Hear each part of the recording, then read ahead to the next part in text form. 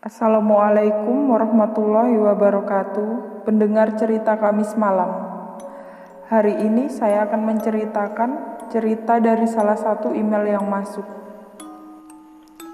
Cerita Kamis malam kali ini saya akan menceritakan cerita sahabat saya sendiri yang tiba-tiba saja bisa melihat mereka, yang curhat langsung ke saya.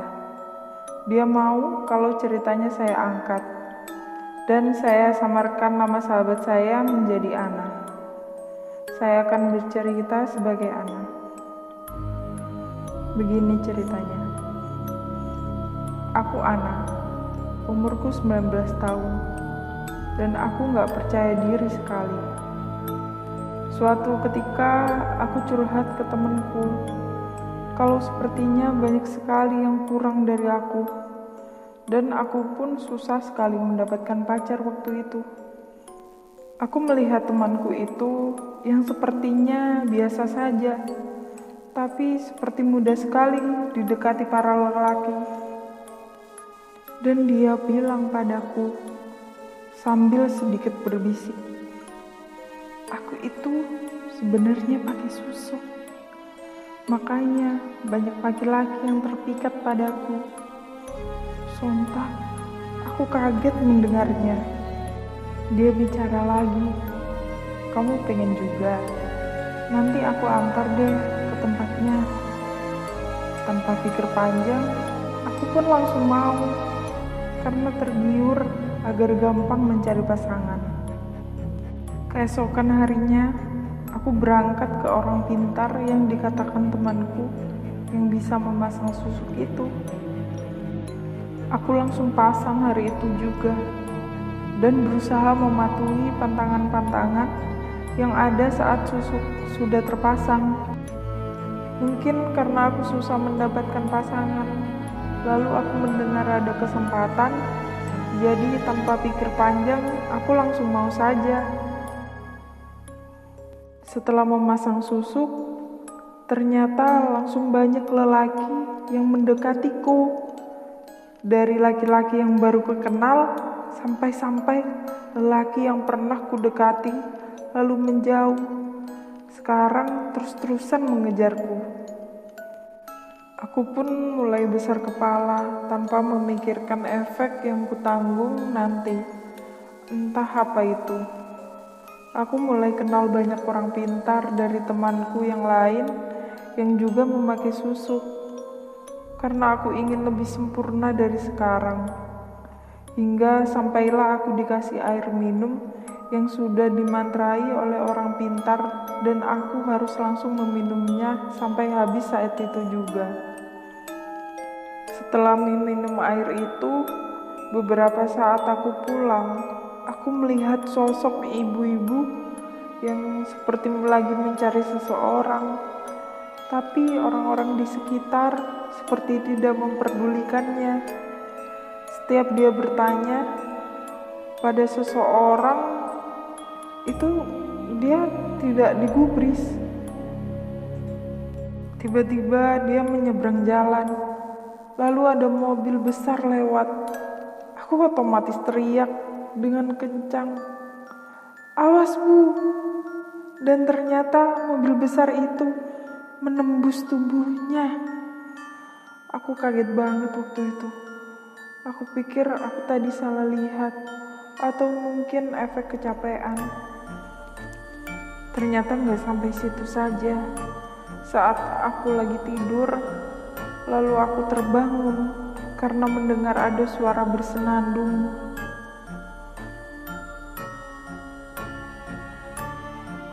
Kupikir aku bermimpi, tapi suara itu semakin lama semakin keras.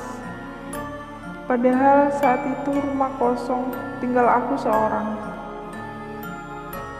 Aku pun berdiri, melihat jam, masih jam 2:45 pagi, sambil mencari sumber suara itu dari mana. Ternyata suara bersenandung itu dari kamar mandi bawah dekat tangga. Kupastikan suaranya lagi sambil kubuka pintu kamar mandi dengan pelan. melihat sosok perempuan sekitar umur 20-an duduk di bathtub, membelakangi pintu kamar mandi dengan rambut yang acak-acakan. Aku mengucak mataku, memastikan benar atau tidaknya yang kulihat waktu itu. Dia langsung menoleh dengan cepat sambil tersenyum dengan wajah yang separuh rusak dan penuh darah.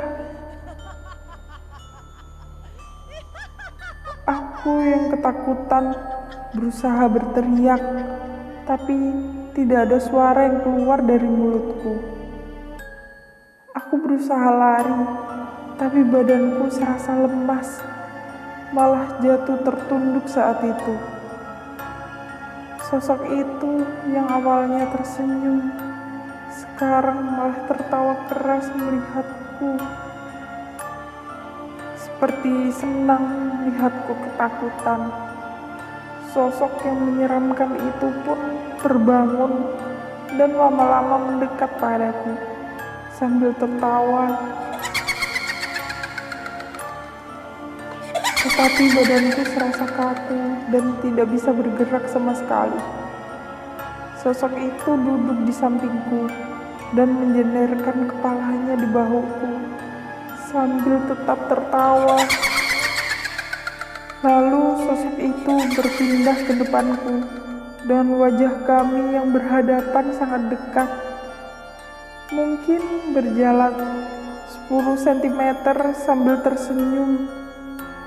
Lalu keluar darah dari matanya. Aku pun semakin takut dan berusaha memejamkan mata, lalu teriak. Tak lama aku buka mata. Ternyata aku berada di kamar. Aku pun kaget dan berbicara dalam hati. Masa itu mimpi? Mimpi yang seperti nyata. Aku pun langsung melihat jam. Ternyata jam 3 pagi. Padahal di mimpi itu jam 2:45 pagi. Sekarang jam 3 pagi. Setelah meyakinkan diri itu cuma mimpi, aku merasakan ada yang aneh. Ada rambut di pundakku, yang aku yakin sekali itu bukan rambut milikku. Rambut yang kutemukan sangat kasar sekali. Bulu kuduku langsung merinding. Mimpi itu seperti menghantuiku. Setiap kali aku tidur, aku selalu saja bermimpi seperti itu. Sangat menakutkan. Ternyata gak cuma itu aja. Aku tiba-tiba saja seringkali melihat hal-hal yang aneh-aneh. Bahkan lebih aneh dari mimpi itu. Tiba-tiba saja aku melihat mereka. Dalam waktu yang sangat tiba-tiba. Aku sangat lelah sekali karena selalu mengalami hal yang ganjil seperti ini. Sampai akhirnya aku bertanya kepada orang pintar yang terakhir kutemui waktu itu. Tapi dia meninggal sehari sebelum aku menemuinya. Aku pun saat itu juga mencari orang pintar yang lain. Dan orang pintar itu bilang aku ditempeli oleh makhluk. Makanya aku bisa melihat mereka. Aku pun meminta mereka untuk mengusir makhluk ini. Tapi semua orang pintar yang kutemui tidak bisa mengusirnya. Saat itu juga aku menyesali perbuatanku yang ingin sempurna dengan cara yang menyimpang. Aku hampir menyerah dan berpikiran untuk bunuh diri karena tidak kuat untuk menghadapi gangguan-gangguan dari mereka yang semakin lama semakin sering kali aku alami. Tapi aku lebih takut kalau aku mati, mengingat semua dosaku yang aku lakukan dan semua susuk yang masih tertanam dalam tubuhku.